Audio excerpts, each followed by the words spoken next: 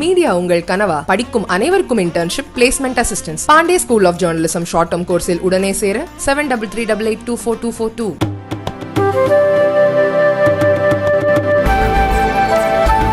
$4,000 கோடி வங்கிக் கடன் மோசடி தொடர்பாக சுரானா நிறுவன இயக்குநர்களுக்கு எதிராக அமலாக்கத்துறை தாக்கல் செய்துள்ள வழக்கை 6 மாதங்களில் விசாரித்து முடிக்கும்படி சிறப்பு நீதிமன்றத்திற்கு சென்னை உயர்நீதிமன்றம் உத்தரவிட்டுள்ளது. சென்னையை தலைமையிடமாக கொண்டு செயல்படும் சுரானா நிறுவனம் IDBI, SBI வங்கிகளிடம் இருந்து $4,000 கோடி கடனை பெற்று திருப்பி செலுத்தாமல் பல்வேறு போலி நிறுவனங்களின் பெயரில் சட்டவிரோதமாக பண பரிமாற்றம் செய்ததாக குற்றம் சாட்டப்பட்டது. இது தொடர்பாக சுரானா குழுமத்தைச் சேர்ந்த நிறுவனத்தின் இயக்குநர்கள் தினேஷ் சந்த் சுரானா, விஜயராஜ் சுரானா, ராகுல் தினேஷ் சுரானா மற்றும் 2 ஊழியர்கள் மீது CBI மற்றும் அமலாக்கத்துறை வழக்கு பதிவு செய்தது.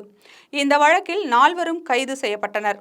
இந்த வழக்கில் எந்த காரணமும் குறிப்பிடாமல் தனக்கு காவல் நீட்டிப்பு வழங்கியதை ரத்து செய்ய கோரியும் ஜாமீன் வழங்க கோரியும் தினேஷ் சந்த் சுரானா சென்னை உயர்நீதிமன்றத்தில் மனு தாக்கல் செய்திருந்தார். இந்த மனுக்கள் நீதிபதிகள் SS சுந்தர் மற்றும் சுந்தர் மோகன் அமர்வு முன்பு விசாரணைக்கு வந்தது. தினேஷ் தரப்பில் வழக்கில் புலன் விசாரணை தொடர்ந்து நடந்து வருவதாக அமலாக்கத்துறை தரப்பில் தெரிவிக்கப்பட்டுள்ளது. புலன் விசாரணை முடிவடையாத காரணத்தால் சட்டப்பூர்வ ஜாமீன் வழங்க வேண்டும், இல்லாவிட்டால் வீட்டுக் காவலில் வைக்க உத்தரவிட வேண்டும் என தினேஷ் சந்த் சுரானா தரப்பில் வாதிடப்பட்டது. இதற்கு எதிர்ப்பு தெரிவித்து அமலாக்கத்துறை தரப்பில் புலன் விசாரணை முடிவடைந்து குற்றப்பத்திரிகை தாக்கல் செய்யப்பட்டு விட்டதால் விசாரணை முடிவடையவில்லை என கூற முடியாது. குற்றத்தின் மூலம் பெற்ற பணத்தை வேறு எங்கெல்லாம் பரிமாற்றம் செய்யப்பட்டுள்ளது என மேல் விசாரணை நடந்து வருகிறது.